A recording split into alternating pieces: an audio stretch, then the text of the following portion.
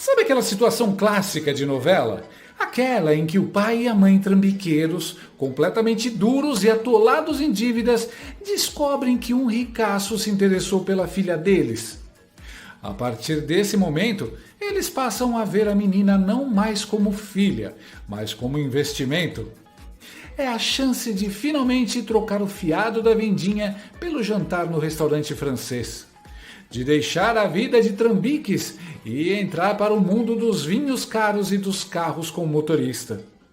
A cada telefonema do pretendente, eles quase têm um infarto de alegria. Quando ela diz que vai sair para jantar com o milionário, o pai já veste o paletó achando que vai junto. Mas aí, o ricaço some, para de ligar, some no ar. E os pais desesperados ficam só com o eco do alô e a imagem mental do cofre de dinheiro batendo asinhas e voando pela janela. Pois é, exatamente o que está acontecendo agora com o STF. Eles colocaram todas as fichas na tal reunião entre Lula e Donald Trump. Achavam que o ricaço americano ia resolver todos os seus problemas, inclusive a tal da Magnitsky. Mas o Trump parou de ligar, sumiu, e o casamento arranjado desandou. Resultado? Gilmar Mendes está igual pai de novela depois do bolo do genro milionário. Gaguejando, perdido e balbuciando frases sem sentido, vendo o sonho da ascensão evaporar.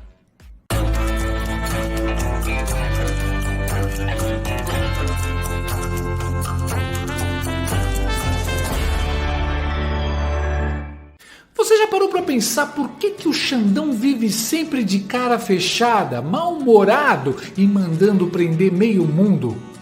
Pois é, talvez seja porque ele não tem cabelo. A calvície não afeta só a aparência, derruba a autoestima, o bom humor. Homens e mulheres, principalmente na menopausa, sabem bem o peso disso. Mas calma, porque tem solução. Hair Leo, um tônico capilar de última geração que age direto na raiz do problema, literalmente. Ele estimula o nascimento de novos fios, fortalece os que você já tem e combate a queda de forma comprovada. É fácil de usar, indolor e indicado para todas as idades. E atenção, que ligar agora para o número que aparece na tela garante um super desconto de 70% e ainda leva um brinde especial. Entrega rápida, resultados rápidos. Então peça já o seu Hair Leo e recupere seu cabelo e sua autoestima, porque a última coisa que o mundo precisa agora é de mais um Xandão.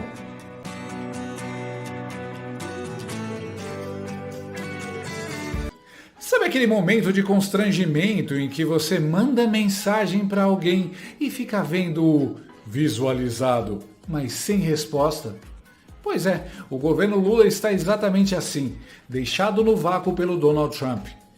Trump não indica interlocutores para organizar diálogo com Lula. E olha aqui, segundo a velha imprensa, os dois tinham uma excelente química.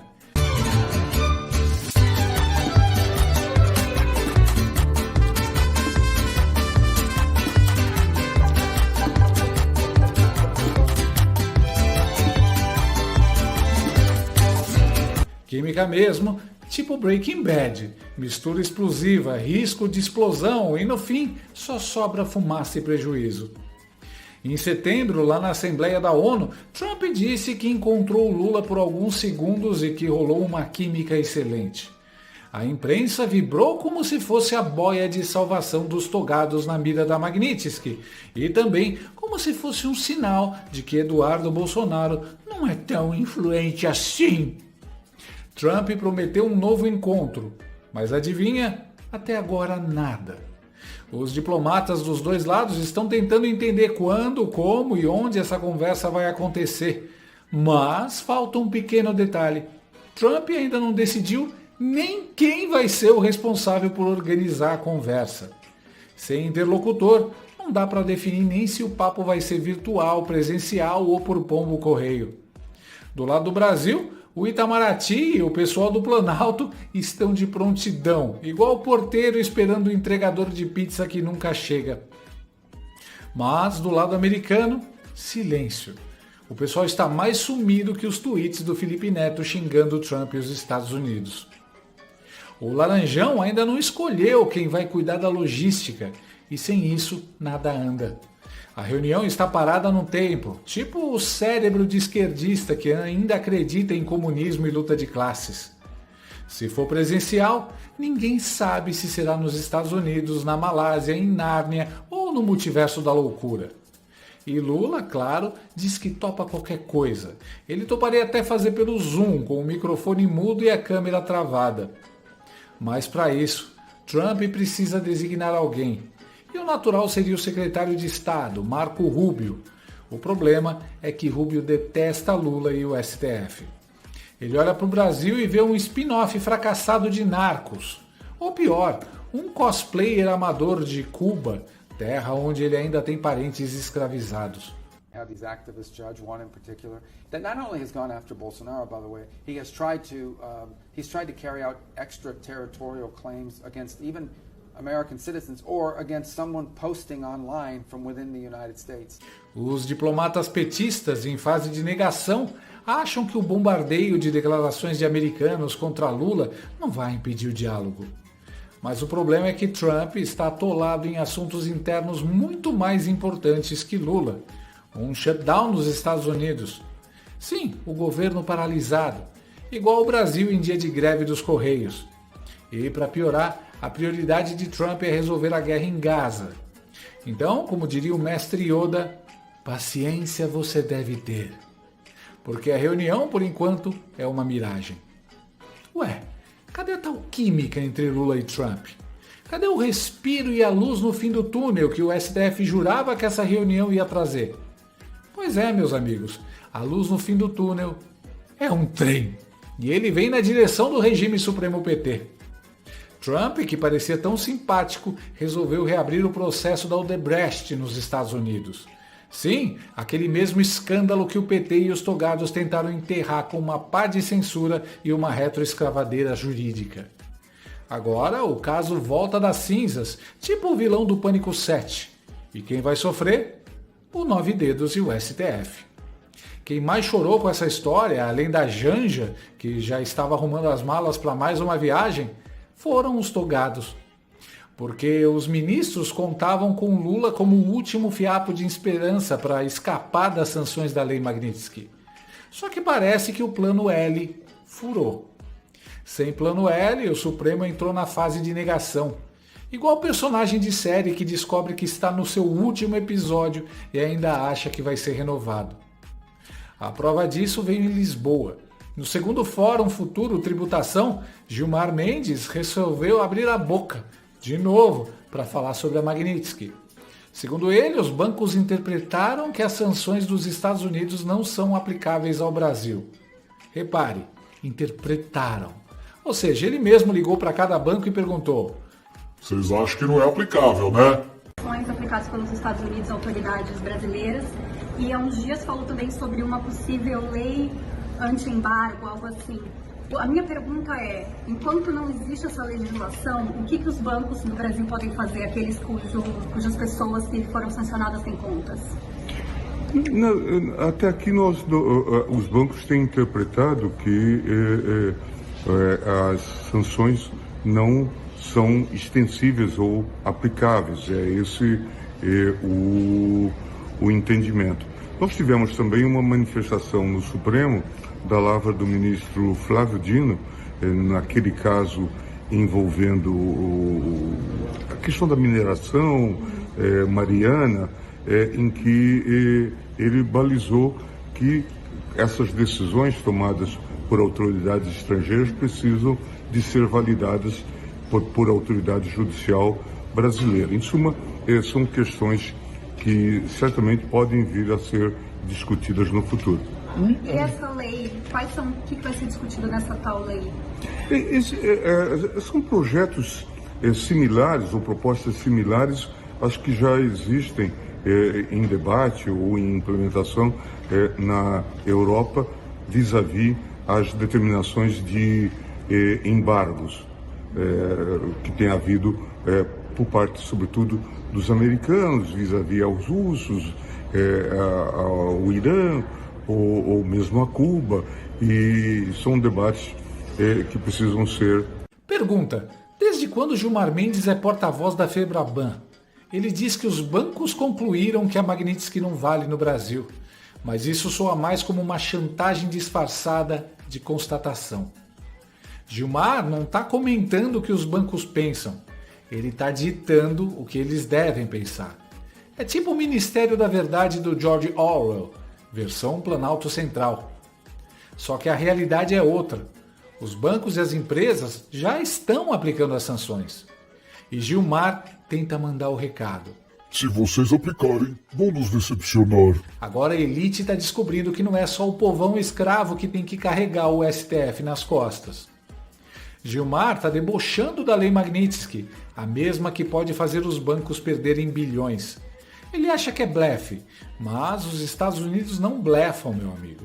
Eles sancionam com gosto. Na Europa, bancos inteiros quebraram por não cumprirem sanções. Aqui é questão de tempo até o Banco do Brasil ou o BTG tomarem multa bilionária. E aliás, nem precisa de multa. Basta os bancos perderem acesso ao crédito barato lá fora nos Estados Unidos. Sem isso, não há empréstimo caro aqui dentro. Resultado, eles quebram. Então o dilema é simples. Ou fecha as contas dos sancionados, ou fecha as portas. STF quer multar os bancos? Pode tentar. Mas a multa americana vem em bilhões de dólares e isolamento do maior mercado do mundo. E dói muito mais. No final, trata-se de escolher entre o regime sancionatório menos severo.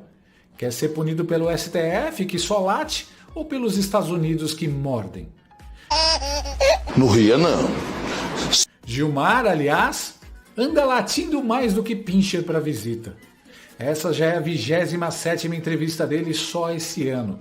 27ª. A língua está mais solta que a pele do braço da Janja.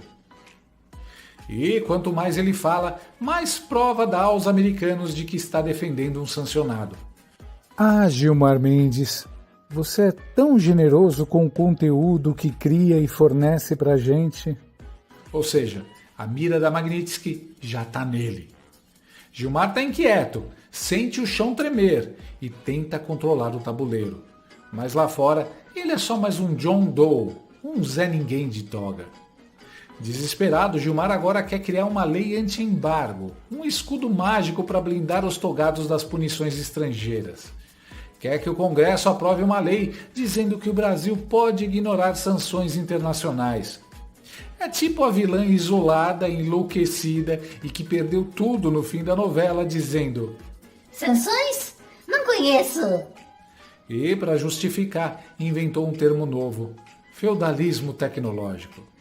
Sim, o ministro que mora num castelo funcional em Lisboa está preocupado com o feudalismo. Ele diz que a Magnitsky é uma forma de neocolonialismo digital. Na cabeça dele, impedir ministro de ter conta bancária é colonialismo. Mas prender jornalista e deputado é defesa da democracia.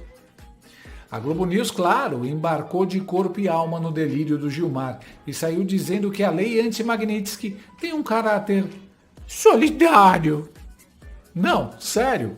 Eu vejo como algo com um caráter mais de solidariedade e uma indignação coletiva do que algo que traga um efeito prático. Porque quando a gente se aprofunda no que é a lei Magnitsky, ela traz sanções apenas dentro dos Estados Unidos para bancos. E isso é gravíssimo, isso é muito sério para os bancos. O que pode se discutir é uma facilitação para bancos atuarem com outros sistemas, talvez na Europa, talvez até mesmo Ásia. Estou dando aqui ideias do que eu ouvi já aqui dentro do Congresso. Porque na prática a gente vê uma grande indignação no Supremo. Eu cheguei a ouvir de um ministro do Supremo que se o governo federal não conseguisse proteger os seus servidores, porque se a gente olhar ministros, e especialmente os ministros do Supremo, outras pessoas que foram alvo até agora e que são servidores públicos, se o governo não consegue proteger os seus servidores públicos, esse ministro me disse: eu preferia receber um saco de dinheiro, então. Caráter solidário. Chega a ser piada isso. Tudo isso pra gente ver um bando de bilionários violadores dos direitos humanos como vítimas. Vamos ensinar a China e a Rússia como escapar da Magnitsky. Vamos ganhar o Prêmio Nobel de Economia. O engraçado é que o Gilmar e o STF estão tentando inventar uma lei para se blindarem e agora a Globo News acha lindo. Quando era o Congresso tentando se blindar do STF, essa moça da Globo News aí quase pariu um rato de raiva. Essa movimentação do Gilmar mostra o quanto os togados estão desesperados e até onde o STF está disposto a ir para defender seus privilégios. Se os bancos começarem a fingir que a Magnitsky não existe, o Brasil vira o paraíso de ditadores, narcotraficantes e terroristas. Pela lógica do Gilmar, bancos brasileiros poderiam abrir agências para o Hamas, para o Irã ou para o PCC. Afinal, sanções são imperialismo. Tudo isso para garantir que os amigos do Supremo possam continuar passando o cartão no Copacabana Palace e brindando com champanhe enquanto o país afunda. Isso sim é golpe de Estado. Um golpe com caneta, toga e tapete vermelho. É quase cômico ver os ministros, que se achavam semideuses, descobrindo que têm os pés de barro. Eles se achavam invencíveis e agora estão descobrindo que fora do Brasil são irrelevantes. Lá fora ninguém teme a toga. Lá fora a decisão judicial não apaga a evidência, não censura a rede social e não impede o dólar de subir. Estão todos na fase da negação, ainda achando que podem negociar. Mas os americanos não negociam com vilões, eles sancionam. E no fim das contas, o STF está igualzinho aquele casal de pais trambiqueiros de novela. Já tinham comprado roupa nova, ensaiado discurso para o jantar, sonhado com a vida de luxo. Mas o ricaço, no caso Donald Trump, simplesmente não apareceu. O encontro foi cancelado, o telefone parou de tocar e o sonho acabou. Agora estão lá, com cara de tacho, olhando para o celular e rezando para a notificação tocar. A diferença é que, enquanto na novela o pai picareta volta para o boteco para afogar as mágoas, no Brasil o togado desesperado volta para dar entrevista gaguejando sobre feudalismo tecnológico. Romance frustrado e crise existencial. É a comédia do poder. O senhor é de uma injustiça imensurável. Inclusive que o senhor deve estar querendo se disfarçar aqui, né? Andando como um comum dos mortais. E coisa que não é. O senhor não tem vergonha do que o senhor faz pelo país. Mas a gente viu o senhor de longe. De longe. Que vergonha. A sua cara. Gostou desse vídeo? Então inscreva-se no canal, comente, curta e compartilhe com seus amigos. Não gostou? Compartilhe com seus inimigos. Até o próximo vídeo, se o mundo não acabar antes. Por hoje é só.